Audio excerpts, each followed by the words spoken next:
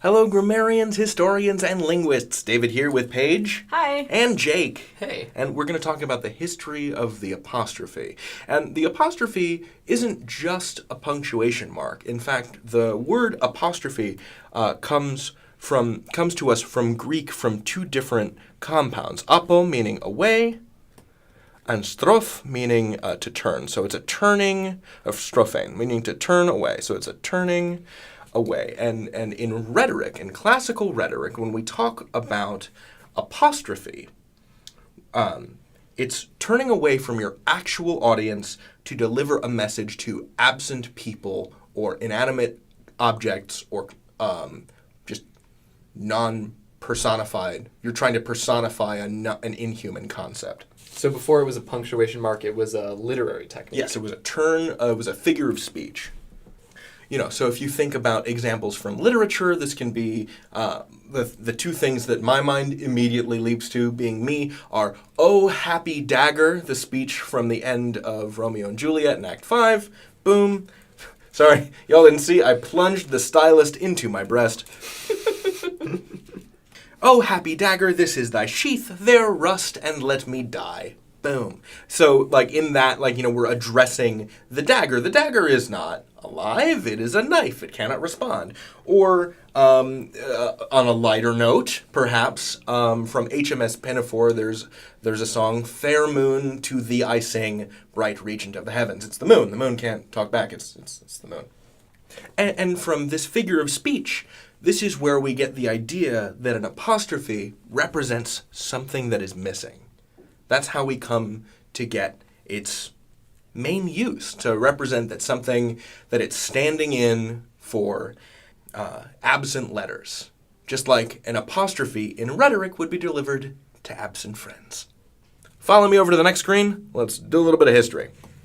So the apostrophe was introduced to the French language by an engraver and humanist named Geoffroy Trory, I think is how you would say his name. That's a guess. In around the late 16th century, I think is around the 1580s. Trory is the man who also introduced a lot of diacritic or accent marks into French. So, instead of aimé, meaning loved, it would be aimé, like that. And he's the person that used it originally in French to start representing eliminated letters. So if you have an expression like la heure, meaning the hour, Trory would have it l'heure, like that. And this apostrophe in there, boom, represents this missing vowel sound. So it's around this time that this apostrophe starts making its way into English, because remember, England has been under French rule for centuries at this point. The French invaded in the 11th century. We're talking about the Norman conquest of 1066. And since then, French culture has had a very profound impact on the island of Great Britain. So everyone in a position of power speaks French or understands and reads French. So the nobility speaks and reads French. Anyone that's literate speaks and reads French. And so you're going to be, this intelligentsia is going to be coming into contact with a lot of French, see the apostrophe being used this way and say, oh, that's awfully convenient. And so it's around this time, around the, early 17th century, late 16th century, that we're starting to see this apostrophe usage in English. This is around the time when you first see the contraction of I am, I'm show up, is around this period.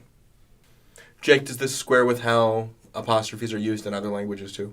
Yeah, it's the same in pretty much all the Romance languages. So anything derived from Latin, you have in Latin these long definite articles like ille, I-L-L-E, or illa, I-L-L-A.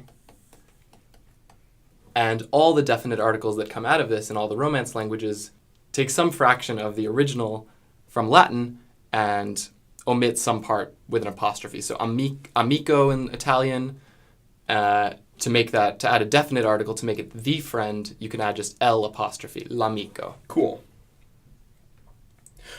So during this time of apostrophe expansion across the continent, people just go nuts right? Like, there's no standardization of usage for apostrophes. People are using it every which way but loose, you know? So they're using it like this. They're using it for contractions. They're using it for multiples of stuff, like stuff that we would consider incorrect today, like books, like that. Whoa, that looks terrible to me. And, crucially, they're using it for the possessive. So, like, Jake's.